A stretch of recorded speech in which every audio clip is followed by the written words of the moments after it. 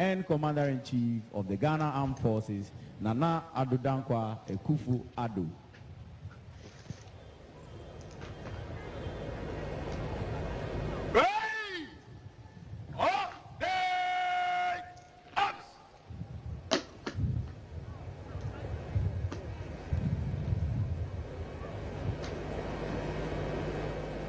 Stand and ice.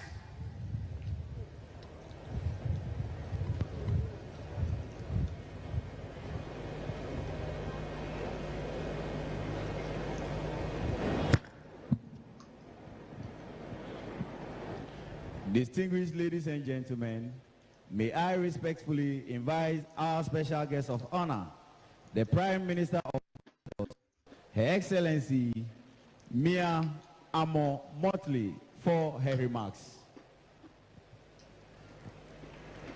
Shall we please welcome her with a round of applause?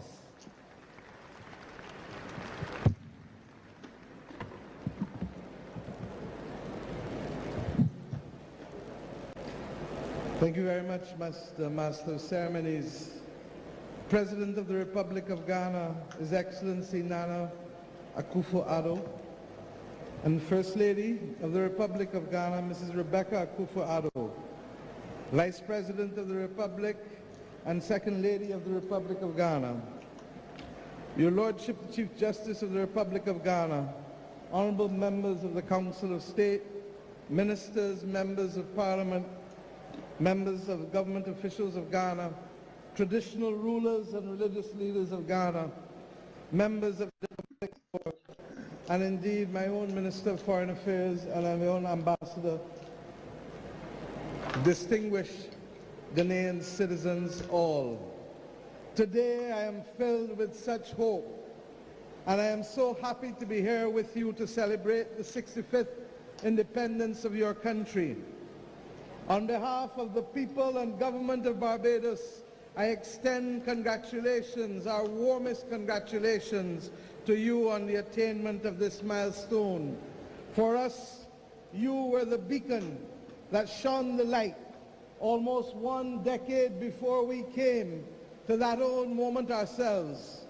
And that is why last year, when we became the youngest parliamentary republic, we asked your president to bless us with his remarks, because we felt that just as you led the way in 1957 and 1960, you led that way for us with the coming of our republic. It is almost trite to share with you that your founder leader, Kwame Nkrumah, inspired so many of us across the globe after decades and in some instances centuries of colonialism and exploitation, the capacity to rise and to be able to say that we can, we shall, we will.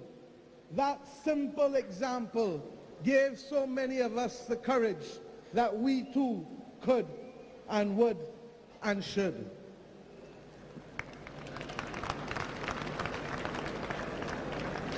As I indicated to you just last year on the 30th of November, we took that step. And on that occasion, we elected our first president, Dame Sandra Mason, who has asked me also to pass regards to you, Mr. President, on the occasion of this 65th anniversary.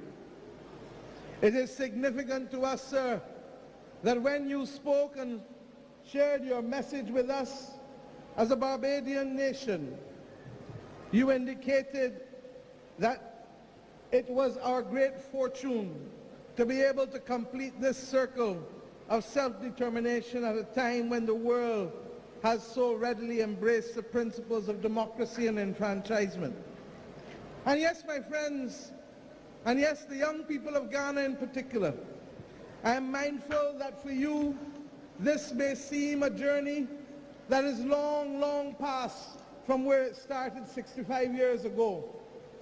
But be assured that that anchoring 65 years ago is what allows us now to stand tall and proud, even as we see the ugly face rearing itself again of racism and imperialism across our world. We must never, never, ever accept that there can be first-class or second-class citizens in this world. And we equally assert today that there cannot be first-class and second-class nations in the global community. It is for that reason that we will work together in solidarity to fight the battles of our time, challenging as they're appearing to be, quickly as they're coming at us. For whether it is the climate crisis that affects us, or whether it is the scourge of war that is raising its head yet again, or whether it is the assertion by some who have been elected to take power from those who were duly elected, we have a duty to stand tall and to protect the principles of democracy and the principles that are anchored in our Constitution and the principles that we committed to in the United Nations Charter and the International Covenant of Civil and Political Rights. These may sound like a lot of big words to many of us, but the truth is they are simple anchors that assure that each of us deserves the right to be heard, the right to be seen, and the right to be cared for. My friends, African-Caribbean solidarity received a new boost on the 7th of September last year when we came together for the first ever African CARICOM. I want to let you know that it was your President's visit to Barbados in 2019, along with President Kenyatta, that allowed us, as I was getting ready to chair the Caribbean community, to agree that we should have that first summit. Alas, COVID visited us, and what was to be the first summit of June 2020 ultimately became the summit of the 7th of September 2021. My friends, out of that summit, we agreed to establish a permanent forum for African and Caribbean territories and states, and that forum would be jointly coordinated by the African Union and the CARICOM Secretariat.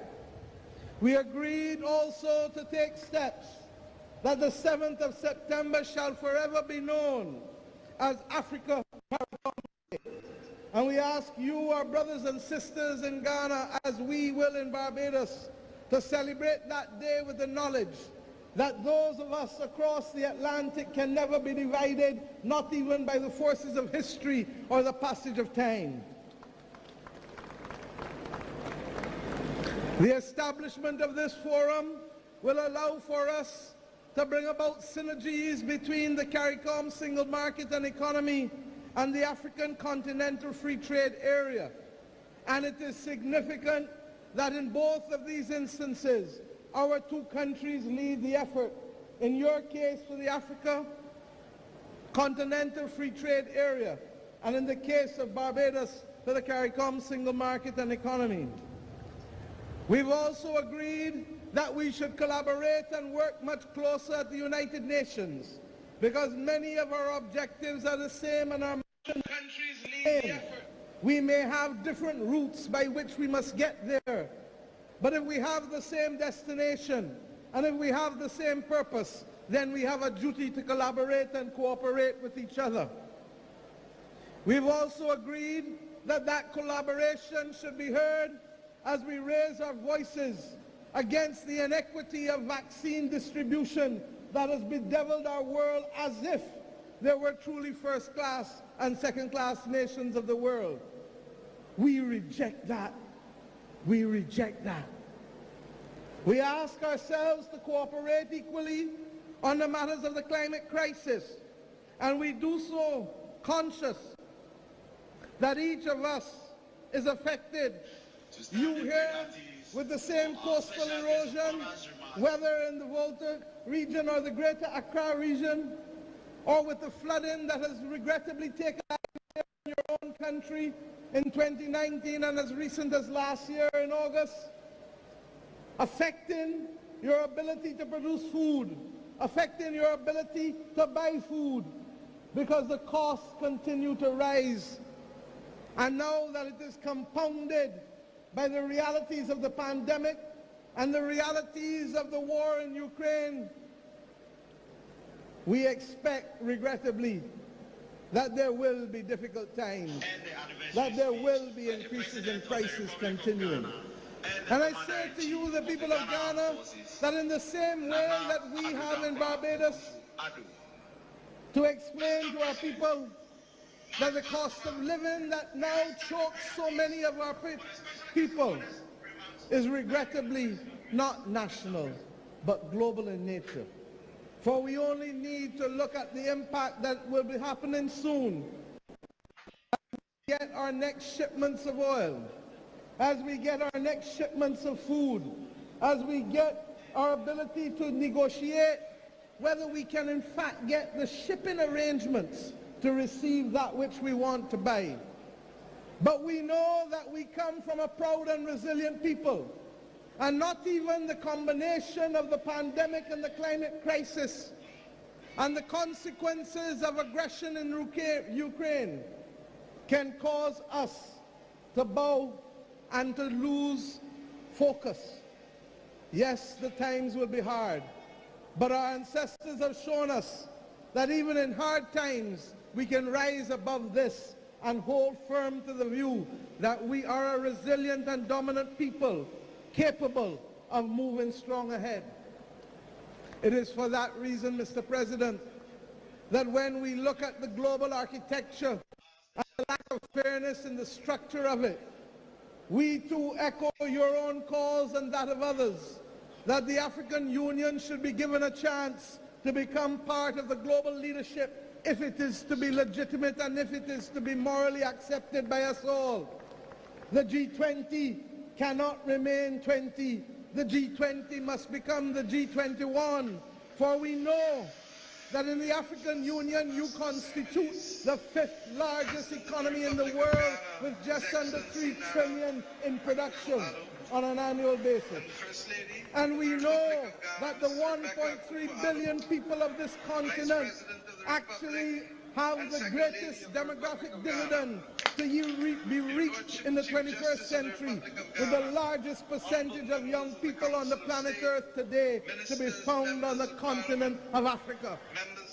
If there is to be a future for these young people in Africa, then that future must be shaped not just by those who tell us what to do, but must also be shaped by those who experience what it is to provide for the 1.3 billion people on this continent.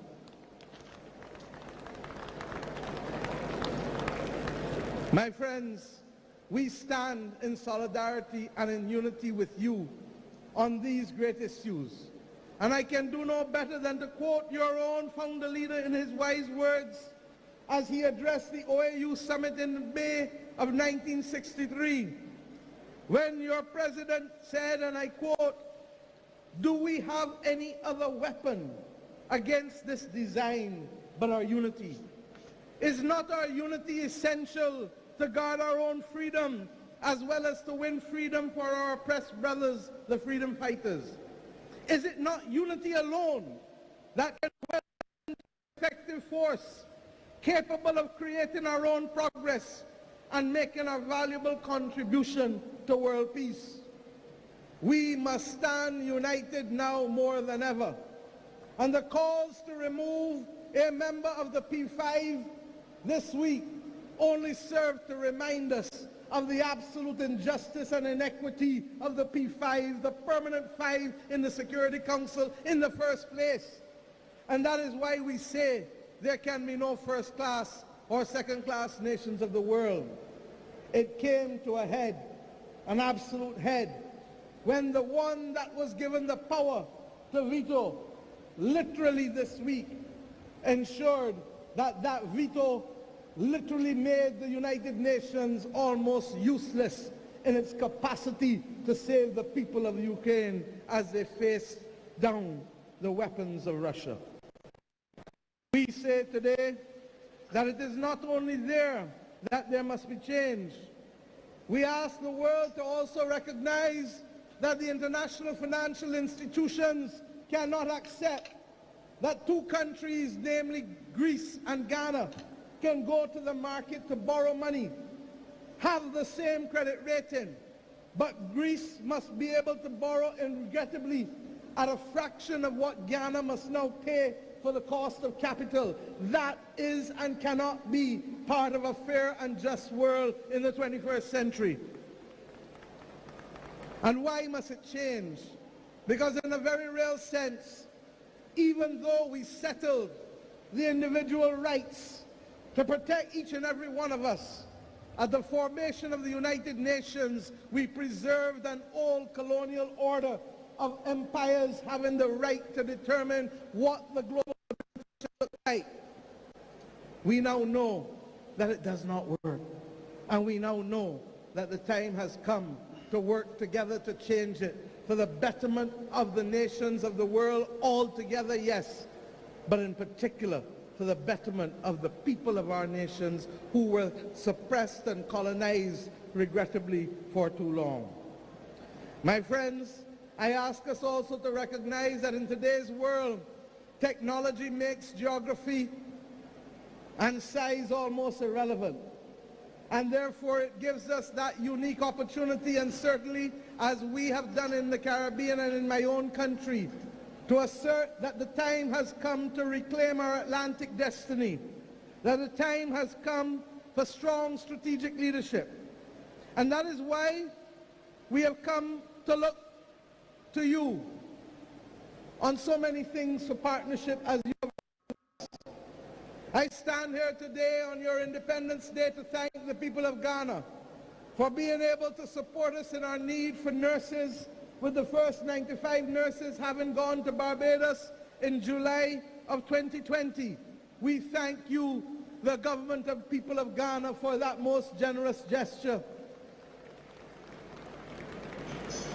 And we are heartened that they have made a huge difference to our public health care system. So much so that we have just completed interviews for just under another 200 nurses to come to Barbados in the near future. We thank you equally for allowing us to work together to see how we can bridge the gap of travel between our nations. It cannot be acceptable that we must all go north to come back south when we can easily go east or west. To go and 50 minutes to London is much longer than if I would have come direct to Accra. It is within our grasp, Mr. President, to change these simple facts to connect our people. And all the more so because there are too many restrictions being placed on our people, even for the simple access of transit visas, even if we want to visit one another. We are independent, and we must now shape our future truly in the image of where we want our people to go, rather than being victims of the decisions of others over whom we have little control.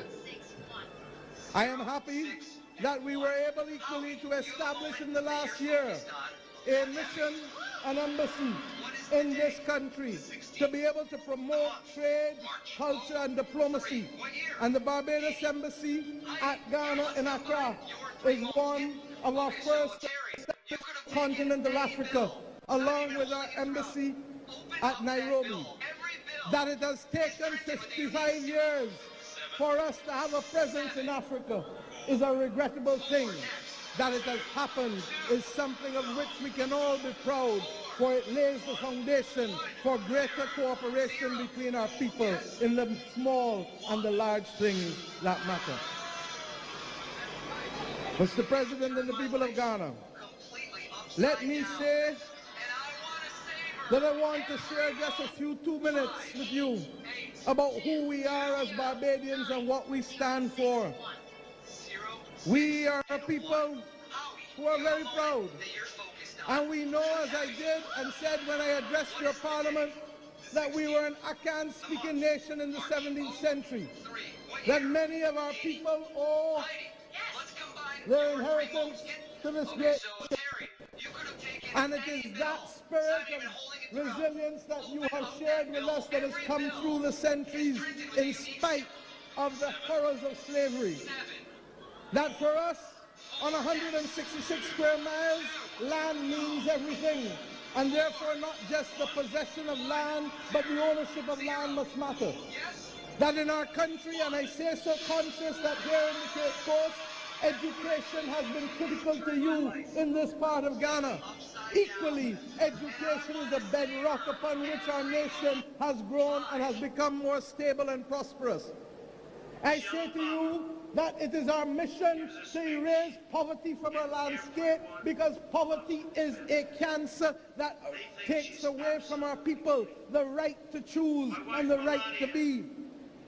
And I share with you two simple things that perhaps say it better than I could ever say. Independent nation, and the President of the United States of America, Lyndon Johnson, offered to pay our dues to join the Organization of American States. The then Prime Minister and Father of Independence, the Right Excellent Errol Barrow, said to him, "Mr. President, where I come from, if you cannot afford to pay the dues, you do not join the club." That is who we are as Barbadian people. And when he went to deliver the first message on behalf of our people at the United Nations, he indicated something that has remained our motto and our bedrock, and which serves us well today, even as we comment on the crisis in Ukraine, that we shall be friends of all and satellites of none. This is the spirit which was endued of us, and we have no doubt that that spirit owes it to right here where I speak today in the continent of Africa, because that is what allowed us to keep our heads high in spite of all that we had to face. Today, as we go forward, we simply use the words, as I've had to do over the last 4 years in my country, as we ourselves face serious economic difficulties and challenges, as we face the climate crisis and the pandemic. And what were those simple words? Simple, simple, simple that our children understand. Many hands make light work. And just as we are prepared to share the burden of adjustment always, we must be prepared to share the bounty that can allow our people always to aspire and to feel that they live as owners in their own country and not tenants in the land. My friends, just once, please, before we go, and I close, to reflect on the fact that it was from this course, regrettably, that many people left. Yes, never to return at that time, but with a wish always in our bosom that their children and great-grandchildren and great-great-grandchildren would come back to this land. We are conscious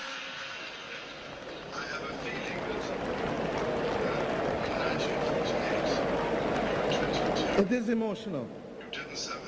We are conscious that those who put your families in those castles, those powerhouses, whether here or in Gorée, did it because they simply did not see you, hear you, or care for you, and did it solely for the purpose of profit and solely for the purpose of power and dominion. It is regrettable that those same motives are showing themselves on the landscape of the world today. And if ever there is a people who can speak out against it with a moral authority, if ever there is the capacity for global moral strategic leadership, Mr. President, it must come from those of us who are affected on both sides of the Atlantic. Those of you who lost brothers and sisters, and those of us whose great-grandparents and great-great-grandparents suffered the indignity of being treated less than human. We have come to this point today to say to these young people who sit opposite me that it must never happen again. ensure that it shall never happen again. We shall build monuments that you shall never forget. And it is therefore with pleasure that I share with you today that one of your own distinguished citizens, the David Adjaye, has been the person responsible for designing the monument in Barbados, the country that has had, regrettably, a relationship with racism that is a blot on our history. The parliament which I lead, regrettably, was a parliament that in 1661 passed the slave code that came to spawn all of the other laws that govern slaves in the Americas. It is for that reason that we, the children of independence, have an obligation to build a monument such that these young people shall never forget the scars of history. And that monument, 570 slaves buried in the burial ground at Newton Plantation in the parish of Christchurch, Barbados. We shall equally build there a genealogical research center so that we can truly understand who and who is exactly family. Because Barbados has the second largest transatlantic slave records in history, only to be exceeded by the United Kingdom, whose ones perhaps may not be as pristine as ours for different reasons.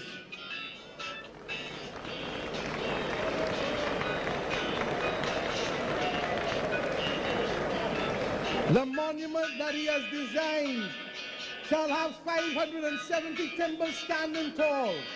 And we ask you, Mr. President, as we shall ask many of the other countries from where we have come and where we have gone to supply some of those timbers so that your presence always shall be remembered by the people of Barbados whenever they visit that Barbados Heritage District at Newton Plantation.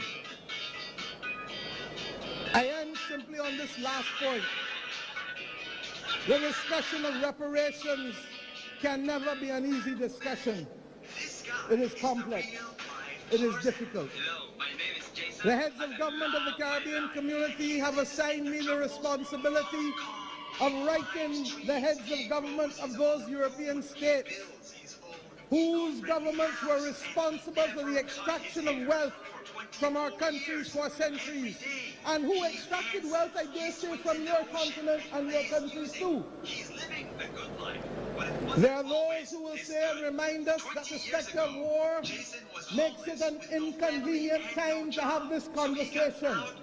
But may I say, it is never the wrong time to do the right thing, and I therefore hope that we shall have the support of Africa in these difficult and complex conversations that regrettably have led to the extraction of wealth for centuries from our nations in the Americas. Thank you, my brother. My friends,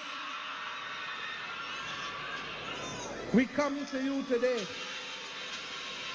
conscious that we have returned. We have returned. And it is the ultimate victory to wage against those who said that there shall be no return, that I stand here as a daughter of the Americas, a daughter of Africa, to congratulate you on what has been a magnificent display this morning by your armed forces, million persons, by the school children of this country. And may I say, as I saw the stilt men and the masqueraders, Mr. President, just as you felt when you inspected our troops in Barbados that you were in Accra, I feel today that I am in Bridgetown at Cropover when I saw the masqueraders and I saw the stilt men move through this stadium. It is a reminder always that we are truly family. So let us not look north. Let us look west and let us look east. And let us be determined always to remove the middleman, to remove the middle leg, and to remove the middle passage. For if we remain committed and focused on that, then I believe that we shall be that humanizing force that the world needs now more than ever in these great times of peril in which we live. For we will what we must do to bring justice to the fight against climate. And we will know what we must do to bring reparations to those people who have lost. And we will know what we must do to ensure that those in this continent and in the Americas should not be deprived of vaccines at a time when other countries literally are throwing them away as if they didn't matter. For we shall know when the next pandemic comes how to fight it and who to protect. Mr. President and the people of Ghana, I leave you today confident that you shall continue to light a beacon for those of us not only in the continent of Africa but across the world, and we shall join you in holding that beacon, that everlasting fire, if only because it is a moral and just fire. It is a moral and just fight that we wage. But we are equally conscious. Those who labor in a great cause, my brothers and sisters, shall never fail. Long live the Republic of Ghana. Long live the Republic of Barbados. Long live the Caribbean civilization. Long live the civilization of Africa. Thank you. Thank you very much, our special guest of honor, Honorable Mia Amo Mottley.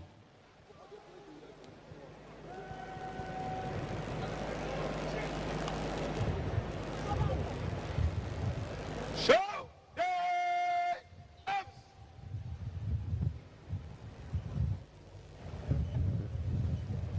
Hey! All the ups.